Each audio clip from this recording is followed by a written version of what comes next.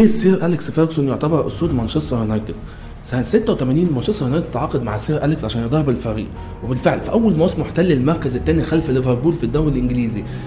نيجي الموسم الثاني كان موسم كارثي بكل ما تحمل الكلمة من معنى، احتل المركز ال11، أيوه ال11، لدرجة إن كل الجماهير طلبت من الإدارة إن هم يقولوا، لكن الإدارة أصرت إن هي تبقى عليه، وكان في دماغها مشروع وحلمت إن هي تحققه، وبالفعل تحقق المشروع ده.